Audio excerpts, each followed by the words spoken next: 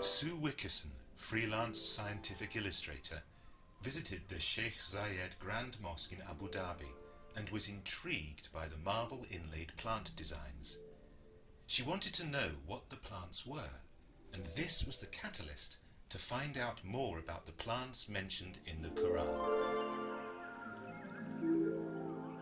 Dr. Shahina Ghazanfar, senior botanist at the Royal Botanic Gardens, Kew, had been researching the plants mentioned in the Qur'an.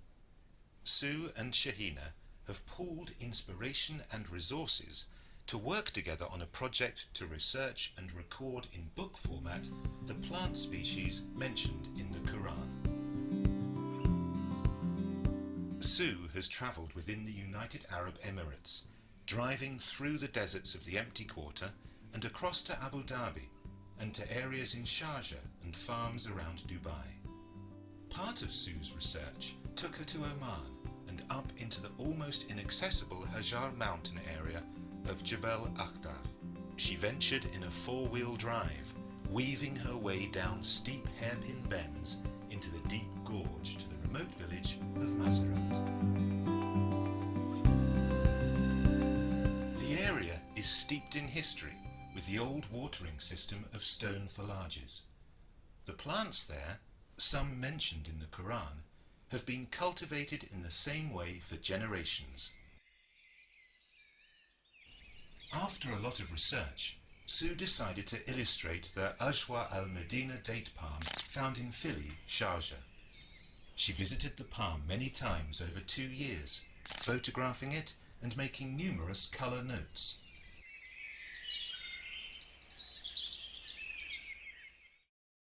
Hello, I'm back in my studio in New Zealand, having travelled to the UAE and up into the mountains in Oman.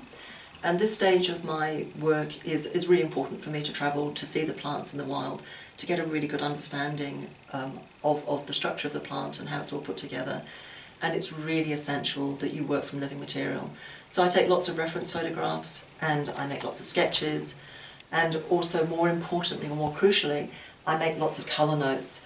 And these colour notes are really critical to the overall work, and because you can capture the detail and you see the finer nuances of colour change, and that's really important to understand that, and you can only get it from working from living material. So I also do microscope work of the flowers and fruit as well, to really get an overall view of the plant. So once I've got all the reference material together and all the sketches and everything, I can then start to work up the design, the overall design of the painting, and that's obviously characteristic to the plant, but it has to be aesthetically pleasing as a painting as well. And so the method of working is to work with very fine sable brushes and watercolour paints, transparent watercolour paints, and so you build up layer upon layer of paint. And for example, on this Ethiopian banana, there could be as many as 20 layers of paint to get the intensity of colour.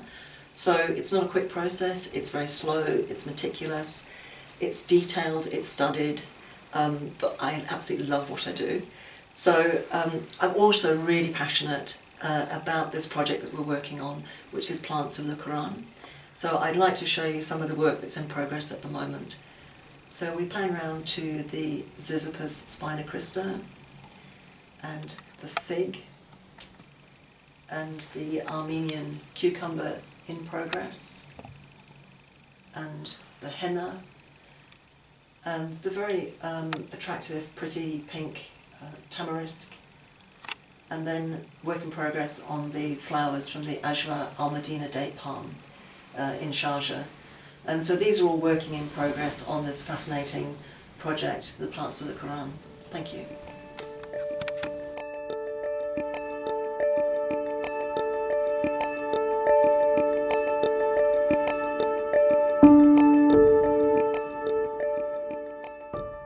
Garlic has been grown in the mountains of Oman for centuries.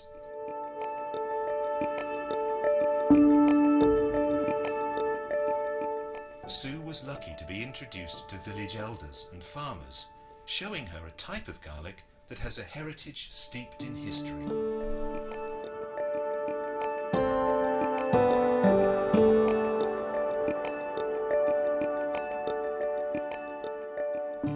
distinguished career in research, Senior Botanist at Kew, Dr. Shahina Ghazanfar, presents the plants of the Qur'an. So, coming to the plants that are mentioned in the Qur'an, there are 13 plants that are food plants. And these are the date palm, olive, grape, pomegranate, fig, ginger. Lentils is more a compound name, but we believe that it is the oldest form of lens. Culinaris, onion, garlic, watermelon or melon, we do not know exactly, citrullus or cucumis, gourd, the legionaria, mustard, and basil. Now, these can be traced back to some extent and can be identified. So this information that I am trying to gather, I would eventually they will go into a book, which is the plants of the Quran, the history and significance. I've been very fortunate to get Sue Wickison. She's an illustrator, absolutely. She does botanical drawings. And I hope that during my lifetime, I'd be able to complete this book, to make it available, not just as a book to celebrate really the plants, the life of plants, and the plants mentioned in different in the Quran and in different texts, but also to look at the significance and how important they are, not just in just because they're mentioned, but because they have been started or they have been sort of carried on culture by culture by culture through a very long period of time.